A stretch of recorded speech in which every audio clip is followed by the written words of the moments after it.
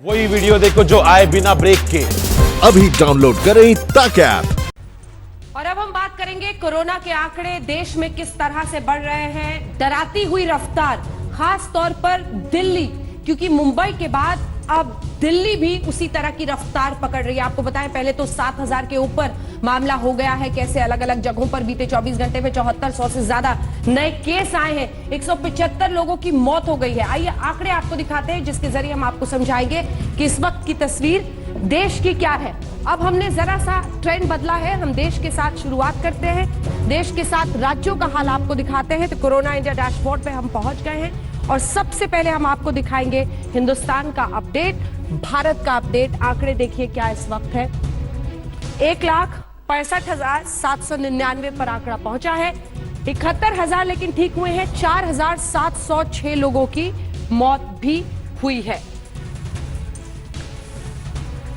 ये अगर मैं आपको ये नंबर दिखाऊं तो हिंदुस्तान के लिए शायद सबसे बड़ी राहत की बात यही है कि मृत्यु दर अभी भी 3% के आसपास बना हुआ है और ये इंडिया के लिए बहुत बड़ी राहत की बात है। चलिए अब इसको जरा बंद कर देते हैं और आपको हम राज्यों के हालात दिखाते हैं। राज्यों में मुझे लगता है महाराष्ट्र के साथ ही एक बार फिर से हमें शुरुआत करनी चाहिए। जब हम महाराष्ट्र के साथ देखिए, अब 60,000 के करीब 59,546 मामला पहुंच गया है महाराष्ट्र में। ठीक होने वालों का आंकड़ा भी अच्छा खासा है, 1,86,000 का, लेकिन 1,982 लोगों की अब तक महाराष्ट्र में मौत हो चुकी है। अब महाराष्ट्र में सेंटर्स क्या है? पुणे और खास तौर पर मुंबई बेतहाशा। हमने बीते दिन भी आपको दिखाया था कैसे पॉपुलेशन डेंसिटी सबसे ज्यादा वहां पर है, लेकिन अब तो चिंता की बात दिल्ली होती जा रही है, क्योंकि बीते दिन एक दिन के उछाल के बाद राजधानी के आंकड़े जहां पर पहुंच रहे हैं वो सबसे ज्यादा परेशान करने वाले हैं। 16,000 के ऊपर हम चले गए हैं, 281 और ऊपर। और इधर ठीक होने वालों का आंकड़ा 7,496 है। मौत अब 316 लोगों की राजधानी में हो चुकी है। एक दो राज्य जल्दी से आपको और दिखाकर, गुजरात में भी आंकड़े काफी बड़े हैं।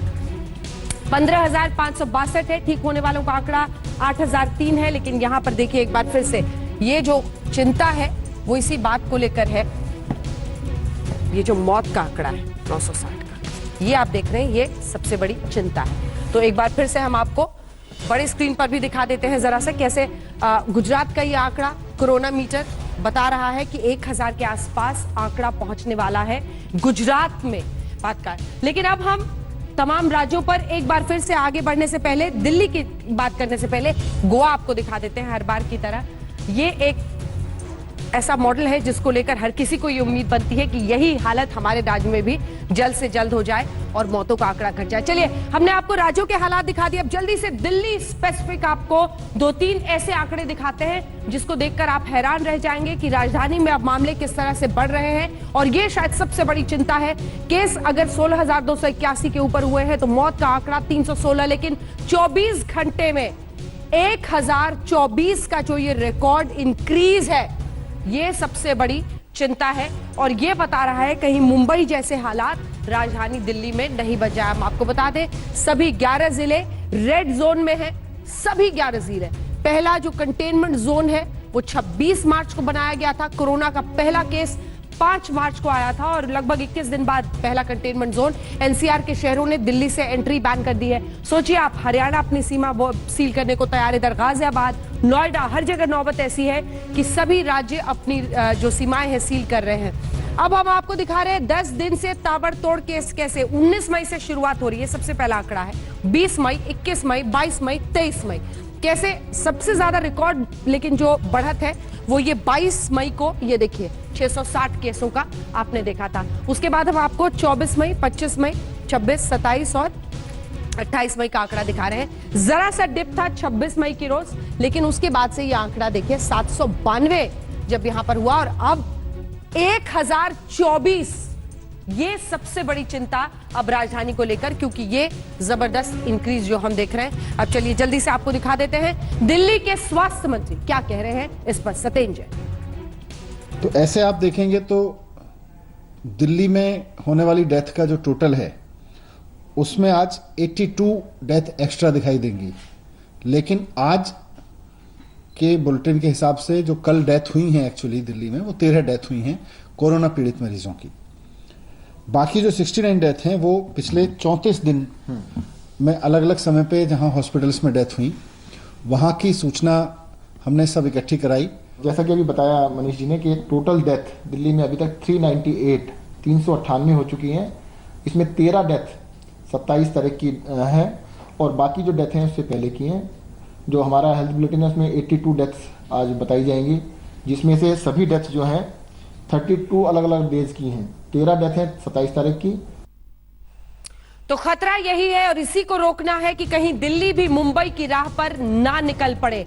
लेकिन मुंबई के हालात कैसे हैं, अब हम इस हिस्से में बुलेटिन के आपको जल्दी से आंकड़ा मुंबई का दिखा देते हैं। हमने बीते दिन आपको जनसंख्या घनत्व से लेकर आखिर कौन सी वजह है मुंबई इस तरह से बेतहाशा केस बढ़ने के पीछे। कुल केस अब मुंबई में 35,273 हो गए हैं। मौत का आंकड़ा 1,135 हो गया है। 24 घंटे में बढ़ने वाले केस यहां पर 1438 है। देखिए इसीलिए हम बार बार दिल्ली और मुंबई का कंपैरिजन कर रहे हैं, क्योंकि यहां पर 1438 बढ़े हैं और दिल्ली में भी अब 1000 से ज्यादा केस बढ़े हैं और यहां पर 24 घंटे में मौत का आंकड़ा 38 है, जैसा कि आप देख रहे हैं। अब आइए आपको जरा सुना देते हैं मुंबई पर क्या प्रतिक्रिया आ रही है। लगातार कोरोना के केस जो बढ़ रहे हैं उस पर देवेंद्र फडणवीस भारतीय जनता पार्टी के नेता और पूर्व मुख्यमंत्री क्या कह रहे हैं और नवाब मलिक क्या कह रहे हैं। मुंबई की स्थिति अगर हम देखें तो मुंबई में अस्पताल नहीं मिलता, बेड नहीं मिलता, एम्बुलेंस नहीं मिलती, लोग रास्तों पर मर रहे हैं। कुल मिलाकर अगर हम देखें तो सरकार ने जो चीजें करनी चाहिए थी, क्योंकि एक स्पाइक आएगा इसकी इत्तला सरकार को दी गई थी और कम से कम 1-1.5 महीना पहले दी गई थी और इस स्पाइक के लिए तैयारी आपको करनी पड़ेगी, ये भी बताया गया था। पर दुर्दैव से सरकार ने उसको अंडर एस्टिमेट किया और वो तैयारी नहीं की। लॉकडाउन 3 के शुरू में ही केंद्र सरकार ने MHA ने गाइडलाइन बनाई थी कि मजदूर, विद्यार्थी या जो लोग अपने अपने मूल स्थान पे जाना चाहते हैं उन्हें जाने के लिए परमिशन दी जाए।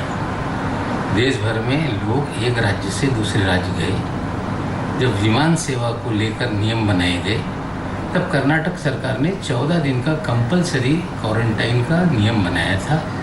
लेकिन आज जिस तरह से 6 राज्यों से लोगों को जाने पर पाबंदी आयद की है, हमें लगता है ये उचित नहीं। जो MHA के गाइडलाइन है उसको पूरी तरह से भंग करने का काम किया जा रहा है। और अचंभव की बात यह है कि कर्नाटक की जनता को कर्नाटक में आने से रोका जा रहा है। हमें लगता है ये रवैया ठीक नहीं।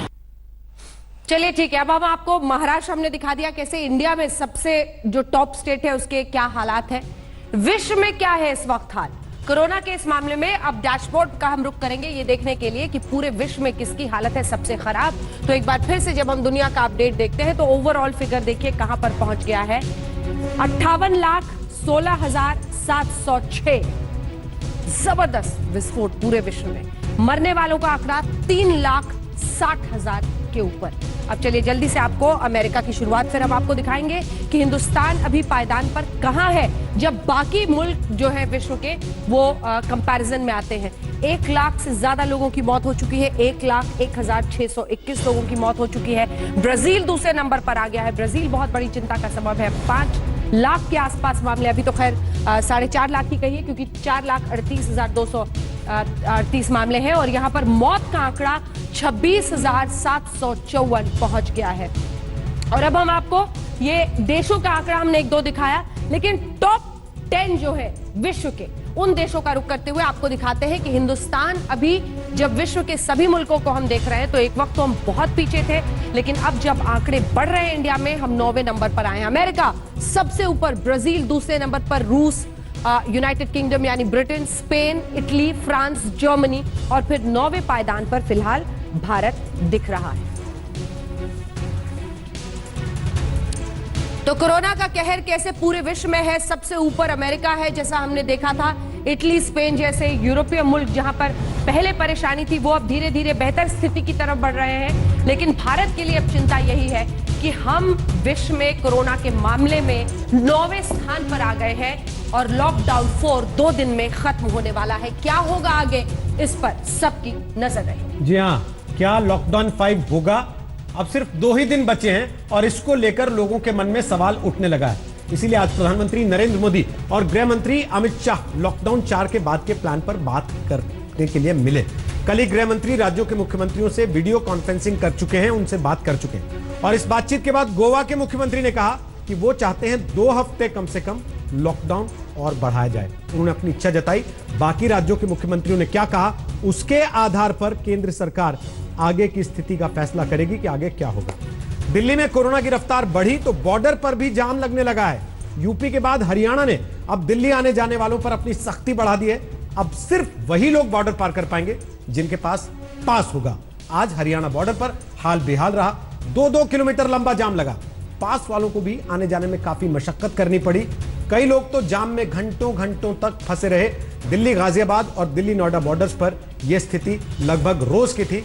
अब दिल्ली हरियाणा बॉर्डर पर भी ऐसी ही स्थिति होने लगी है। ये देखिए तस्वीर आप। हरियाणा के मंत्री अनिल विज ने साफ तौर पर कहा है जिस तरीके से हरियाणा में आंकड़े बढ़े हैं पिछले 2 दिन में, उसके बाद उन्हें लोगों को दिल्ली आने जाने की छूट देने पर सोचना पड़ेगा।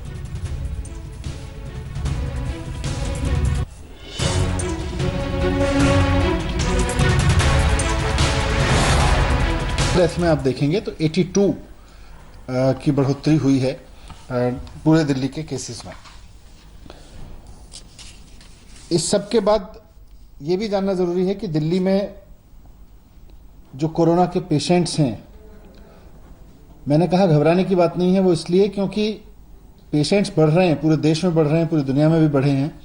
लेकिन दिल्ली में अच्छी चीज ये है कि पेशेंट्स ठीक भी हो रहे हैं। ठीक होने का रेट करीब करीब 50% है। नहीं, दिल्ली के जो केसेस हैं और जो दिल्ली के साथ लगते हमारे ज़िले हैं, वो हमारी बहुत बड़ी चिंता है। आज भी मैंने सुबह आदेश जारी किए हैं कि दिल्ली के साथ लगते ज़िलों की बॉर्डर्स पर बिल्कुल भी ढिलाई ना की जाए, क्योंकि वो 30-30, 40-40 गुड़गांव में बढ़ रहे हैं, 25-25, 30-30 फरीदाबाद में बढ़ रहे हैं। हमारे जितने कोरोना के केस हैं 80% उन जिलों से हैं जो जिले दिल्ली के साथ सटे हुए हैं। तो बेहाल है कम से कम बॉर्डर वाली परिस्थितियां, क्योंकि कोई भी राज्य नहीं चाहता है कि उनके राज्य में कोरोना के केस आए, लेकिन इन सब के बीच आम आदमी कहीं पिस रहा है। नमस्कार, मैं हूं अंजना ओम कश्यप। हमें उम्मीद है ये वीडियो आपको पसंद आया होगा। लेटेस्ट खबरों के लिए यूं ही देखते रहिए आज तक, और इस वीडियो के पसंद आने पर लाइक, शेयर एंड सब्सक्राइब करना ना भूलें।